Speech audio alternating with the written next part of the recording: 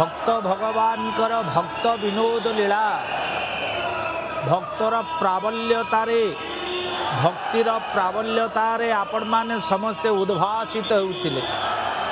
अनिर्वचनीय शोभा आलोकर से आलोकर वर्णाली रे समग्र बड़दाण्ड आज अनिर्वचनीय आनंद हरिबोल हुलहुली रे बड़दाण्ड प्रकंपमान ए देखा गले महाप्रभु। चारि भक्ति मध्य प्रेम भक्ति अटे सारो से भक्ति अटे कोठ गोपी मानकर गोपी की भजिला जन प्रेम भक्ति पाई इना प्रेम भक्ति रे दर्शन मोर नाही। प्रेम भक्ति हूँ मूल उपजीव्य होती प्रेम भक्ति। सकल भक्तजन माने आज आपना को आत्मने ये आपड़ देखुंट आलोट चली जड़े सेवक आलोटे धरी प्रभुंकर जो उपचार राजनीति उपचार अच्छी आलोट पड़ो चामर पड़ो व्यंजन सेवा विभिन्न प्रकार सेवा आमे माने देखी पारुचे से प्रेम भक्तिर मूलपिंड होचंदी महाप्रभु जगन्नाथ। ये कथा रखिबा गुंडीचा बाड़ी होउची गोपपुर श्रीमंदिर होउची मथुरापुर गोप मथुरार लीला मझिरे किने दंडायमान भगवान एपटे गोपी मानकर विरह एवं सेपटे मथुरार आनंदर लीला गोपी माने विरह होउचंती कृष्णंकर विरह रे गोपी माने जहा जो अवस्था होइतिला आज पंचकोशीर अवस्था सेया आम घर को आम पुर रे प्रभु थिले आज आम को छाड़ी गले ए हूँ पंचकोशी मानकर भाव आउ भावना सुंदर भाव रे मने पड़ी जाए जेते बेले भगवान कृष्ण अक्रूरंक साथी रे मथुरा छाड़ी की चली गले। 5-7 गोपी मिसी करंती विचार अक्रूर को बरगिछि कंस दंड धर से कंसासुर निर्देश रे अक्रूर आज आम कृष्ण बलराम को नहीं चली जिवे समस्ती भितर से भावा और भावना पंचकोशी आज चिंता और चेतना हूँ कृष्ण चेतना गोपीमान चेतना गोपीमान भाव हूँ पंचकोशीर भाव पंचकोशीर सहस्र जनता माने भाविले आम गोप छाड़ी की कृष्ण जगन्नाथ आज प्रत्यावर्तन करुचे से गोपी भावर गोटे भाव जहाँ को भक्त चरण मथुरा मंगल अनवद्य सृष्टि ओडिशार कृष्ण रस को 3 जन प्लावित करिसेंती कृष्ण रसरे जड़े होती बालेश्वर जलेश्वर दीन कृष्ण आउ जड़े होती जाजपुर अभिमन्यु बालिया आउ जड़े होती बोलगढ़ बेगुनियार भक्त चरण आमे माने दृश्यमान हेले ये हूँ चांदुआ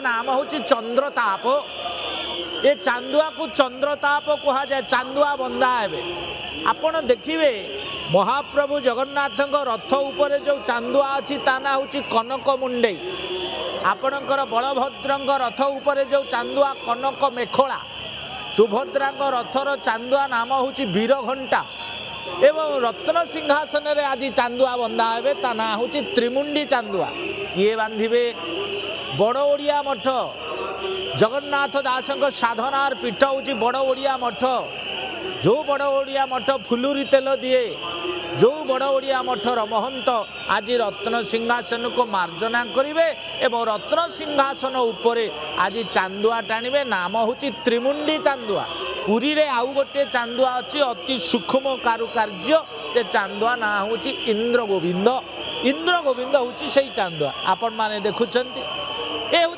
पंचकोशी समस्ते कृष्ण रसरे उद्बुद्ध क्यों नागरी अक्रूर को कही कि कर्म करुछु गुआरो जीवर जीवन हरिने अछु कि नासिलु आम्भे तोहर अक्रूर क्रूर भाव को तू बहिछु राम गोविंद आम्भ बेनी नयन ଚଞ୍ଚୁ ମାରି ଖୋଳି ନେଉଛୁ। ଅକ୍ରୁର ତୋ ନାଁଟା ସିନା ଅକ୍ରୁର, ତୁ ଗୋଟେ କ୍ରୁର। ରାମ ଗୋବିନ୍ଦ ଜଗନ୍ନାଥ ବଳଭଦ୍ର ଆମ ପଞ୍ଚକୋଶୀ ମାନଙ୍କର ଯୋଡ଼ିଏ ଚକ୍ଷୁ। ଭଗବାନ ହେଉଛନ୍ତି ଚକ୍ଷୁ ସର୍ବସ୍ୱ ଦେବତା। ପଞ୍ଚକୋଶୀ ମାନଙ୍କର ଜୀବନର ଧନ, ଗଣ୍ଠି ଧନ, ହୃଦୟର ଶଙ୍ଖାଳି, ପ୍ରାଣର ପ୍ରାଣ। ସେଇ ଆଜି ଗୋପପୁର ଛାଡ଼ି ଅର୍ଥାତ୍ ଗୁଣ୍ଡିଚା ବାଡ଼ି ଛାଡ଼ି ଶ୍ରୀମନ୍ଦିରକୁ ଐଶ୍ୱର୍ଯ୍ୟ କ୍ଷେତ୍ରକୁ ଯିବେ। ଆଉ କେବେ କହ୍ନେଇ ଆସିବ ଆମ ଗୁଣ୍ଡିଚା ବାଡ଼ି, ଆମେ ଟିକେ କୃତାର୍ଥ ହବୁ। ଆଜି ବଡ଼ ଦାଣ୍ଡ ମୁଣ୍ଡମାଳ ସମସ୍ତେ କରପତ୍ର ଯୋଡ଼ିକି ପ୍ରଭୁଙ୍କ ପାଖରେ ହରିବୋଲ ହୁଳହୁଳି ଦେଉଛନ୍ତି। ଅନିର୍ବାଚନୀୟ ଶୋଭା। ଆପଣମାନେ ବଡ଼ଦାଣ୍ଡର ଶୋଭାକୁ ଦେଖିଲେ ନିଶ୍ଚିତ ମନ୍ତ୍ରମୁଗ୍ଧ ହେଇଯିବେ। ତାକୁ ଭାଷାରେ ପ୍ରକାଶ କରିବା ମୋ ଭଳି ଗୋଟେ ଛୋଟିଆ ଲୋକ ସମ୍ଭବପର ନୁହେଁ। ତଥାପି ଆମେ ଦେଖୁଛେ ସେଇ କୃଷ୍ଣ ରସ ସେଇ ଗୁଣ୍ଡିଚା ବାଡ଼ି ଛାଡ଼ିକି ଆସି ଯାଇଛନ୍ତି। ଗୋପୀମାନଙ୍କ ଭିତରେ ସେଇ ଭାବର ଉଦ୍ବେଳନ ସୃଷ୍ଟି ହେଇଛି। ସେହିପରି ଆମ୍ଭେ, ସେହିପରି ତୁମ୍ଭେ, ସେହିପରି ହେଲା ଅକ୍ରୁର। ମଥୁରା ନାଗରୀ କେତେ ତପ କଲେ ତାଙ୍କୁ ଯୋଗ୍ୟ ହେବେ ଏଥର। ଉଦ୍ଧବ ଗୋପୀ ହୋଇଲୁ ନିରିମାଖି।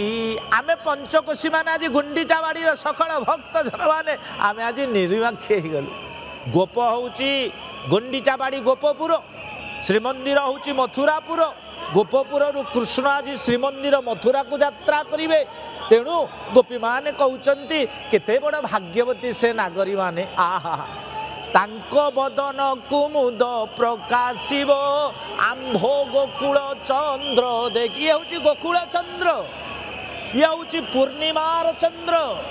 এই ପୂର୍ଣ୍ଣିମାର ଚନ୍ଦ୍ରକୁ ଉଦୟ ହେଇଗଲା ପରେ ବଡ଼ ଦାଣ୍ଡରେ ବଡ଼ାଏ ସମୁଦ୍ର, ଭକ୍ତି ସମୁଦ୍ରର ଉଦ୍ବେଳନ ସୃଷ୍ଟି ହେଉଛି। ଆହା, ସେ ପ୍ରଭୁ ହେଉଛନ୍ତି ସାକ୍ଷାତ ପୂର୍ଣ୍ଣଚନ୍ଦ୍ର।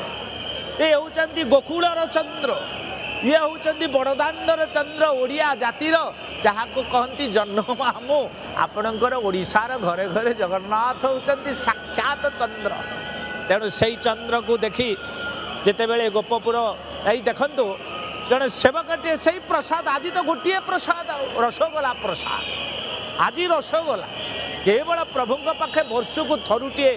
ଏ ରସଗୋଲା ହେଉଛି ଓଡ଼ିଆ ଜାତିର। ସେଦିନ ଯେତେବେଳେ ବଙ୍ଗଳା ଓଡ଼ିଶା ଭିତରେ ଲାଗିଲା ତୁମୁଳ ଯୁଦ୍ଧ, ପ୍ରକୃତରେ ରସଗୋଲା କାହାର? ଆରେ ରସଗୋଲା ହେଉଛି ଜଗନ୍ନାଥଙ୍କର।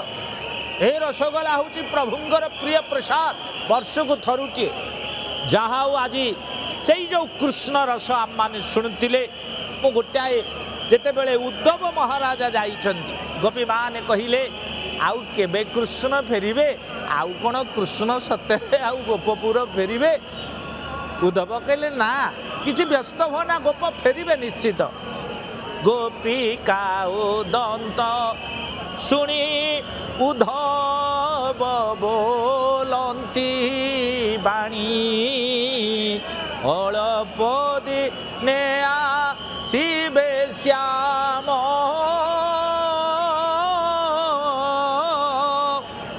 ଆରତନୁ ହୋଗବାଳି অন্তর্যামী বনমালী সর্বঘটে তাহা কবিশ্রাম গো।